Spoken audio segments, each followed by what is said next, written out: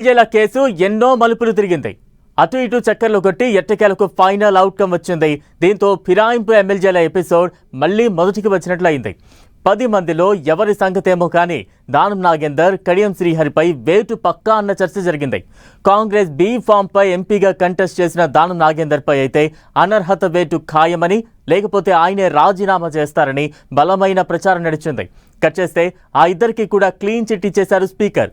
సభాపతి డెసిషన్ పై బీఆర్ఎస్ ఏం చేయబోతోంది? మళ్లీ సుప్రీంకోర్టు మెట్లెక్కడం పక్కానా? న్యాయస్థానం వేటు వేసే అవకాశం ఉంటుందా?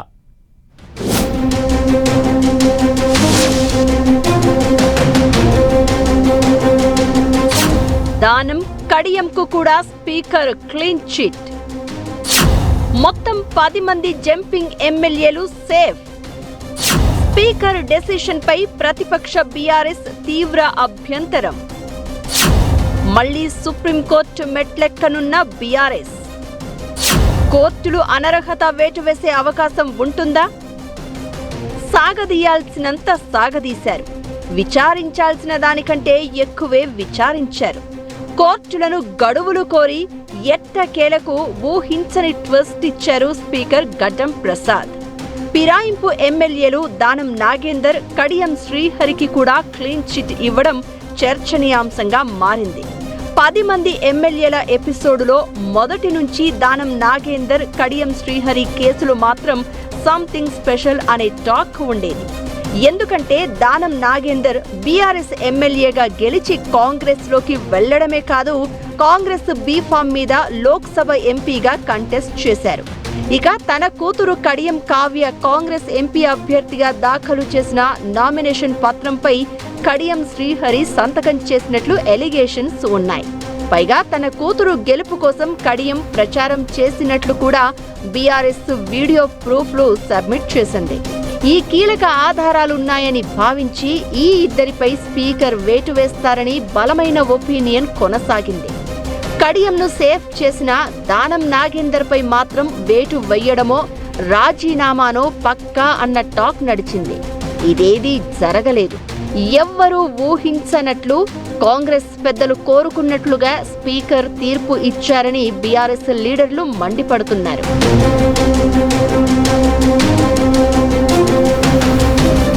పలుసార్లు కోర్టు స్పీకర్ తీరుపై ఆగ్రహం వ్యక్తం చేయడం, సభాపతి కూడా విచారణకు సమయం కోరడంతో వేటు వేస్తారని బీఆర్ఎస్ కూడా బలంగా నమ్మింది. ఒకానొక టైంలో Khairatabad, station Ghanpur by elections కు కారు పార్టీ రెడీ అవుతున్నట్లు కూడా ప్రచారం జరిగింది. కానీ ఫిరాయింపు ఎపిసోడులో కథ మళ్లీ మొదటికి వచ్చినట్లయింది.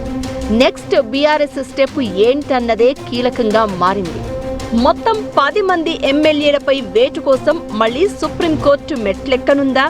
లేక కడియం, దానం విషయంలో మాత్రమే సీరియస్ గా ఉందా?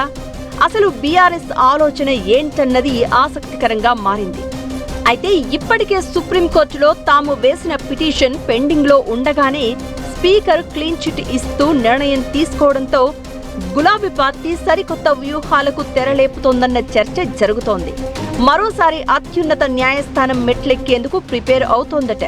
ఖచ్చితంగా దానం, కడియం శ్రీహరిపై వేటు పడుతుందని, దానం నాగేందర్ కాంగ్రెస్ బీఫామ్ మీద పోటీ చేసినట్లు స్పష్టమైన ఆధారాలున్నాయని చెప్తున్నారు బీఆర్ఎస్ లీడర్లు. గతంలో కోర్టులు అనర్హత వేటు వేసిన సందర్భాలు ఉన్నాయని గుర్తు చేస్తున్నారు. న్యాయస్థానాల ద్వారానే స్పీకర్ నిర్ణయం తప్పని ప్రూవ్ చేస్తామన్న ధీమాలో ఉన్నారు. జ్యుడిషియల్ రివ్యూ ద్వారా జంపింగ్ ఎమ్మెల్యేలపై అనర్హత వేటు పడేలా పోరాడి తీరుతామంటున్నారు గులాబీ నేతలు.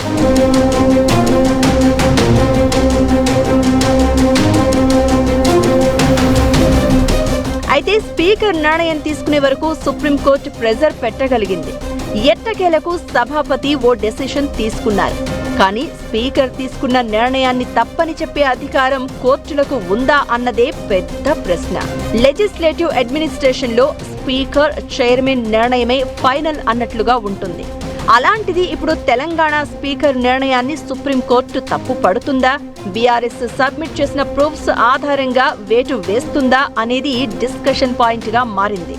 బీఆర్ఎస్ లీడర్లు మాత్రం పలు కేసుల్లో అత్యున్నత న్యాయస్థానం ఇచ్చిన తీర్పులను గుర్తు చేస్తున్నారు. కాస్త సమయం పట్టినా జంపింగ్ ఎమ్మెల్యేలపై వేటు పడడం ఖాయమని ధీమా వ్యక్తం చేస్తున్నారు.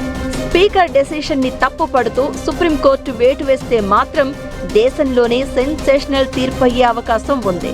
ఫిరాయింపు ఎమ్మెల్యేల ఎపిసోడులో దేశం మొత్తానికి తెలంగాణ ఎపిసోడ్ ఓ బెంచ్ మార్క్ గా నిలవనుంది. కానీ సుప్రీంకోర్టు ఎలా రెస్పాండ్ కాబోతోందనేదే ఇప్పుడు సస్పెన్స్ గా మారింది. మరి అత్యున్నత న్యాయస్థానంలో బీఆర్ఎస్ కు ఆశించిన తీర్పు వస్తుందా రాదా అనేది వేచి చూడాలి.